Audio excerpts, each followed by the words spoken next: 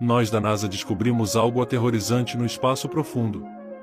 Trabalho para a NASA como astrônomo e há certas coisas que mantemos escondidas do público. Não, a Terra não é plana e os alienígenas não controlam o governo. Droga, eu gostaria que fosse esse o caso, pois a verdade é muito, muito pior. Em 1993, o telescópio espacial Hubble viu uma estrela desaparecer. Não virou supernova ou morreu naturalmente, apenas escureceu em alguns minutos.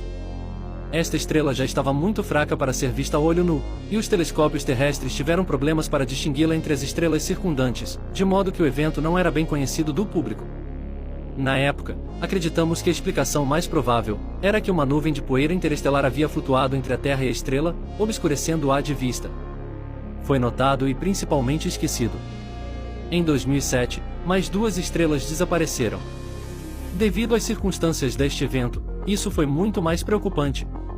As duas estrelas em questão faziam parte de um sistema binário, orbitando uma outra a uma distância bastante próxima. Se uma nuvem de poeira interestelar fosse a culpada novamente, ambas teriam parecido desaparecer simultaneamente, ou muito perto disso. Em vez disso, ambas as estrelas desapareceram individualmente em um período de minutos, separadas por um intervalo de cerca de 8 horas.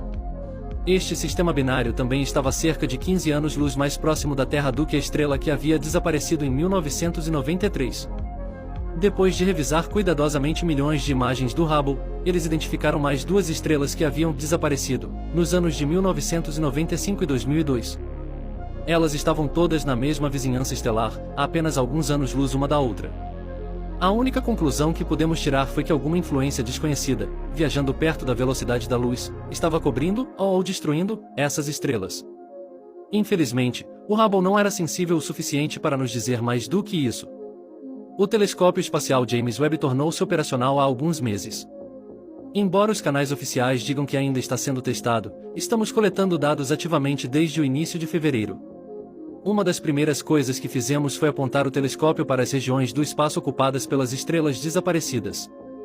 Se eles estivessem sendo bloqueados por nuvens de poeira, o aumento da sensibilidade do JWST poderia ter conseguido ver através deles e confirmar que as estrelas ainda estavam lá. Infelizmente, não tivemos essa sorte. As primeiras 3 estrelas que desapareceram ainda estavam completamente escuras. No entanto, os detectores de ondas gravitacionais logo encontraram algo estranho.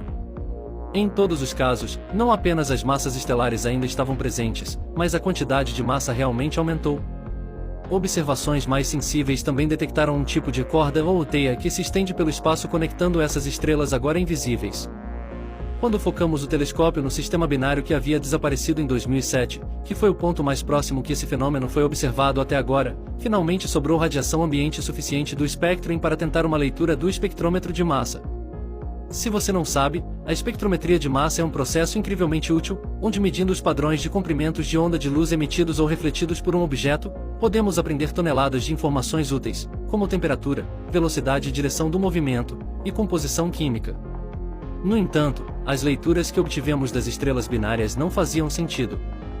Primeiro, eles eram frios, quase tão frios quanto o meio interestelar circundante. O que quer que tenha acontecido com essas estrelas as extinguiu completamente ou de alguma forma impediu que sua luz escapasse. No entanto, o que era realmente intrigante não eram as linhas de emissão retornadas pelo espectrômetro de massa. Vários elementos familiares foram identificados, como hidrogênio, carbono, nitrogênio, oxigênio e magnésio, mas estes eram poucos e distantes entre si. A maioria das leituras não correspondia a nenhum elemento químico conhecido e até parecia desafiar o que sabíamos sobre a física da luz, da matéria e da química.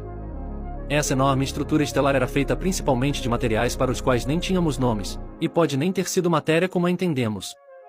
A especulação saiu do controle. Obviamente, tal coisa não poderia ser um fenômeno natural. Finalmente, tivemos a prova de vida alienígena. Mas o que era essa coisa que havíamos descoberto e com que propósito ela estava sendo construída?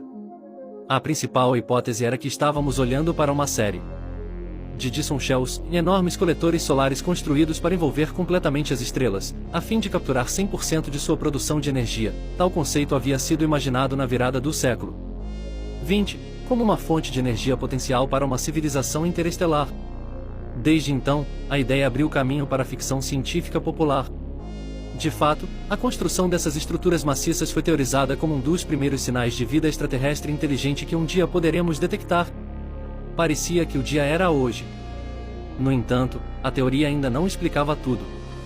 Primeiro, havia a velocidade impossível com que as estrelas foram cobertas.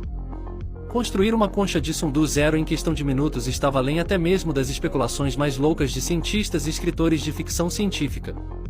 Depois, havia os misteriosos filamentos que conectavam as camadas a distâncias de anos-luz.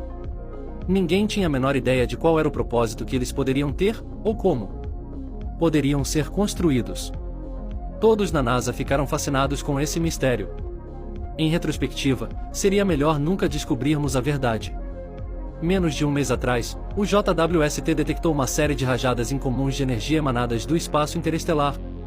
Estes estavam ocorrendo na borda de um sistema estelar a aproximadamente 12 anos-luz do sistema binário que desapareceu em 2007. Quando focalizamos o telescópio neste sistema, logo determinamos que também não eram fenômenos naturais. As assinaturas de energia, que continuaram piscando intermitentemente, combinavam com o que você esperaria de explosões termonucleares e baseadas em antimatéria, junto com vários outros tipos de energias que não conseguimos identificar. Essas explosões, embora ainda não visíveis a olho nu na Terra a essa distância, foram absolutamente tremendas em magnitude, facilmente bilhões de vezes mais poderosas do que qualquer arma nuclear que a humanidade pudesse construir.